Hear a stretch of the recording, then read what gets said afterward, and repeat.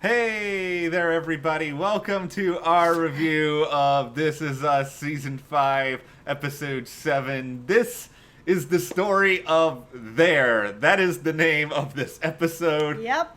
Actually kind of works now that I've seen the episode. Yeah. There's a lot of interesting stuff to talk about here, even though I expected an answer as to whether or not Madison was going to give birth in this episode. I expected Kevin to be there for us to have that moment. I still think he's going to be there. I know they left it with this cliffhanger, but it feels like he's going to be there, and we'll talk more about that.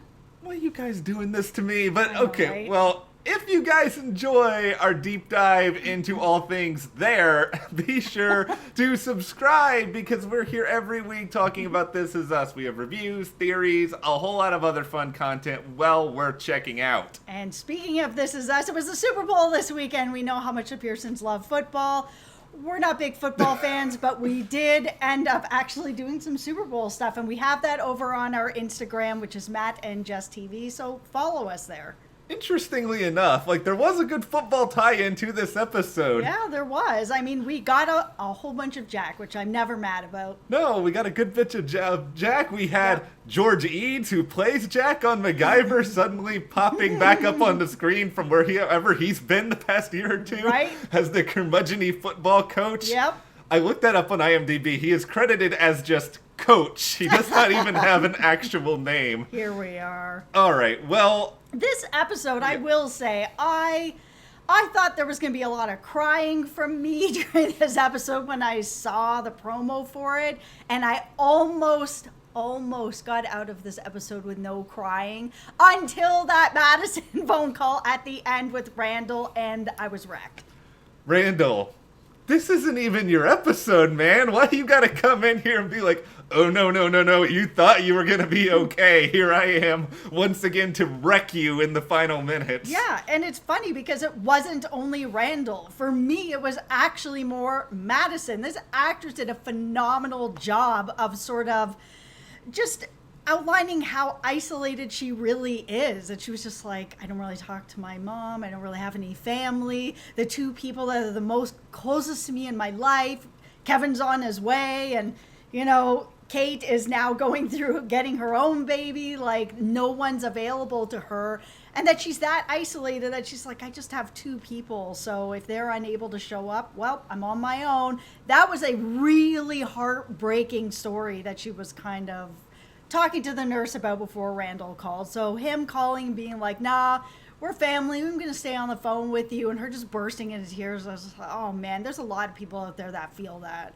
Yeah, it was so well done, I think, in so many different ways, because they showed her vulnerability, but also still her courageousness, that, she's willing to go in there, have these babies by herself. She knows that she's going to make it through. She has no choice. Yeah, she has no choice. It's not like she'd be like, hey, guys, you can just wait. No.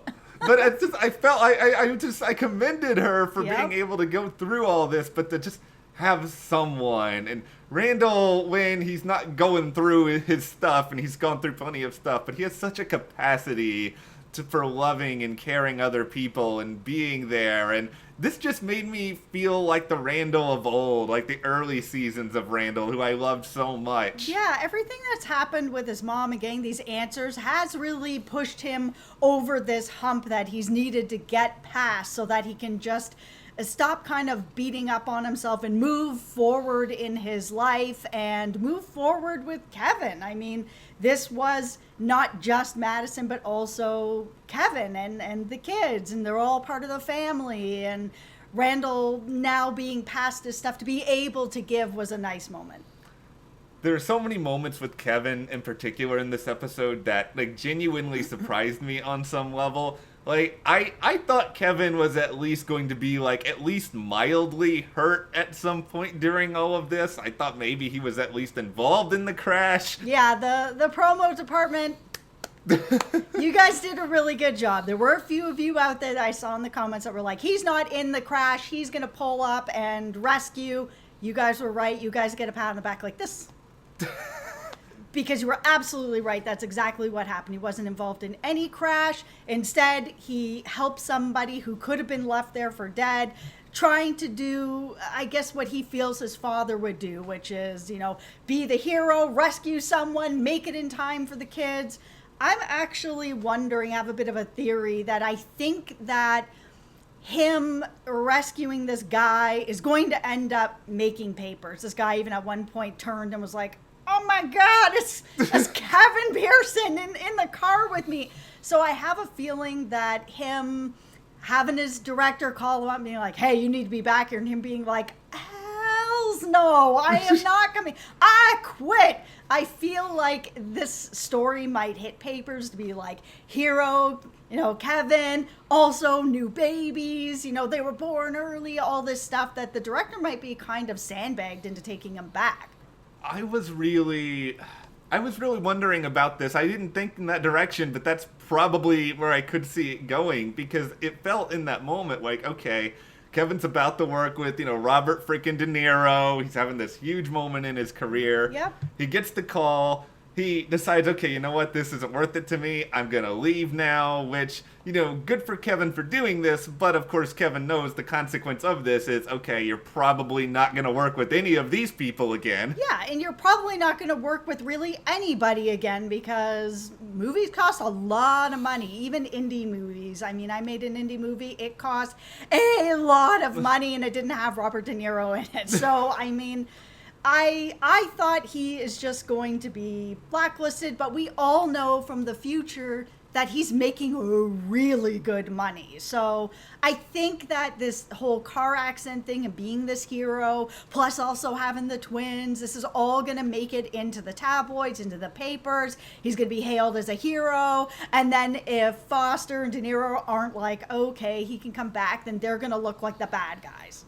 They are definitely going to look like the bad guys. And wouldn't it be like the ultimate stroke of irony? Because now that we're down this road, I'm pulling out the fan fiction pen. I haven't used this in a long time. It has been a long time. Okay, here we go. All right. So I'm going to first co-opt your idea that Go for it. Kevin is lauded as a hero for this. Let's say, maybe Foster invites him back. Maybe Kevin doesn't. Maybe Kevin says, no, you guys were lousy to me or whatever else. He's feeling bummed out because of how they pressured him. But let's say he does go and do this. Kevin wins an Oscar for his performance in Foster's movie. Good. And oh man, I would give so much. I would love it so much if Kevin in his Oscar speech is like, you know what, Foster? Screw you. You were a jerk to me. I don't think no, he would he's not do gonna that. do that. Your fan fiction pen needs to be taken away from you now. I do think because listen, I get that Foster was being a bit of a jerk, but he's also on a timetable. They're at the last week of shooting. They have Robert De Niro in this film. There's hundreds of people working on this film during the pandemic, and we know just from other shows like this one that's been hit by the pandemic, that's having to keep closing down, starting filming, closing down. These are people's jobs. So Kevin, I get where he's coming from. Listen, my babies are born. My babies are being born early. I gotta go. He is still picking something where it does end up costing people time, money, jobs. Like a lot of stuff is on the line for that choice.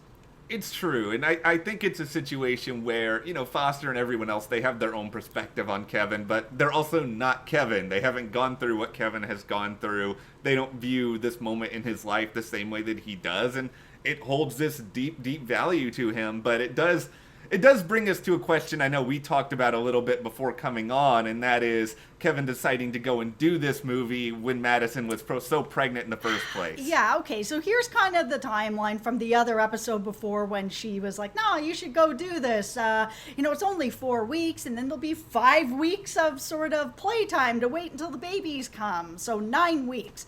So when we get into this episode, he's already 3 weeks in.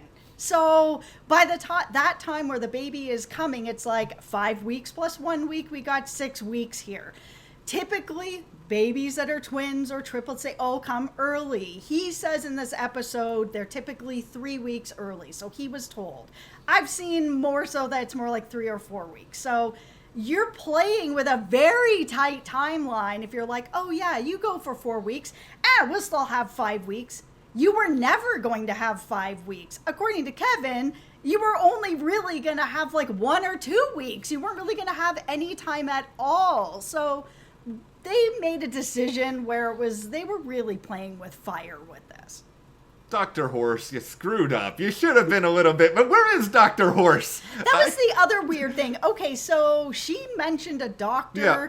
That's a she. Yeah. So it's not Dr. Horse that she's seeing. So now I'm really confused about the Dr. Horse and how he's supposed to come back into any kind of play here. Was Dr. Horse, like, I don't know, force pulled out of the timeline or something? Did he get another job somewhere else? Yeah, I don't know what is going on. But I'm glad that they sort of addressed that a little bit, that Kevin was told that they were going to come early and they still made this decision. Anyways, but we did see in the hospital that Madison is completely fine. Babies are going to be completely healthy. Yeah. As she said, they're fully cooked, which I thought was really cute. Yes. So obviously they're healthy. They're ready to be born. She's healthy. She's done very well in her pregnancy. If all the conspiracy theorists out there that think that Madison's going to die right now, where she is healthy, babies are healthy, nurse is there turning her over, make sure the babies are moving into the right position to be born. If she dies, I am going to be completely shocked. Yeah. She is not dying, and if I have to take an L on that, I will, but they have, like, put nothing out there that she's in any danger of dying, and now there is no danger, it seems, of the children dying. I feel exactly the same way, which is why, we're recording this before the promo comes out. My immediate fear now is that the promo is going to be next week on This Is Us, and it's showing like a medical crisis. I know. And then we're just sitting here eating the biggest L on this video, because I'm like, she's not dying. How are they going to kill her off? Listen, I will take the L if I take the L. both take the and L. that is fine. I've just always felt that the story is looking to have this sort of... This is a family show about family relationships. Yeah. And we've both been on the same hill that we don't think that Kevin is probably married to Madison in the future. I don't think that he is. I think that the show is looking to put them in a co-parenting situation because that's what this show is about. It's about different family dynamics, showing different types of family relationships, and a co-parenting situation is one that they don't really have. Yeah, I think ultimately we're looking at a situation here where they're going to do their best as parents moving forward. And I think if they were to kill off Madison, I think it would really deprive us of an opportunity to see what that looks like and to differentiate it from the other relationships, because that is very important for the messaging of what This Is Us is. Also, this actress is married to the creator, so I will be really surprised if she's killed off. Yeah, Just throwing that out there. I will be really surprised. For me, I just don't want her to be killed off. I really enjoy this character, and Yeah. I am very interested to see this relationship with Kevin, because Randall's in, relationship with the love of his life. Kate in the relationship with the love of her life. It's just going to be weird if all three children all just have these perfect love stories of the loves of their lives. Kevin seems like the right person to have a different kind of love story that doesn't mirror his parents. Yeah, and life is complicated. Kevin Yes. certainly knows that, and I think it's going to be something that we see explored in the weeks to come. And in this episode, we saw them communicate via phone. Kevin is on the road trying to answer a million different calls. Can we just be like Miguel? Miguel! Miguel! Miguel! He is the Finally! hero. It was so good to see that he was the one that was able to book the flight, and it was good that they explained why he's on the road, because we've mentioned before, I've done this trip from Vancouver down here. It is 22 hours. It's a very long trip. All of us have been like, why is he not just getting on a plane? Like, what are all the flights booked up? Yep, it's last minute, so it seems like there was nothing that was really available, and he was trying to get to Seattle to be able to get on the flight that Miguel booked for him. I'm so glad that it was Miguel. Yeah, I liked Miguel as the travel agent. Like, I also really loved Kevin, I could go over there and kiss you on the mouth right now, which... And then regret it immediately. Miguel's reaction to that was great. It was Miguel really fired on all cylinders, and it was like 3 minutes of airtime in this episode. Yeah, it was also nice to see sort of more of a connection with Kevin, who seemed to be the most resistant to Miguel being around at all. And now, Kevin, you're 40. It's time to move on. Like, Miguel's taking good care of your mom, and he's part of the family. Like, let it go. Yeah, and I think this little thing will certainly help because he gives Kevin an opportunity.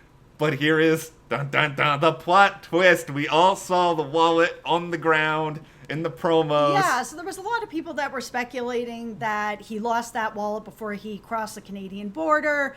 That is not the case, and I had speculated that that wasn't going to be the case because, again, I've done this drive to the border. There's nothing that looks like that along the drive. It's not forested like that, but it is on the other side. So it all fits together well. Yeah, it fits together. He was saving this guy's life. He lost the wallet along the way. He gets to the airport. He doesn't want to pull the "don't you know who I am" angle. No, but it makes sense that he would, to be like, there are a million ways that you can just see what my face is and see me on every single site. And I get he doesn't want to pull that, but it's a dire situation. And yeah, it was left on the cliffhanger.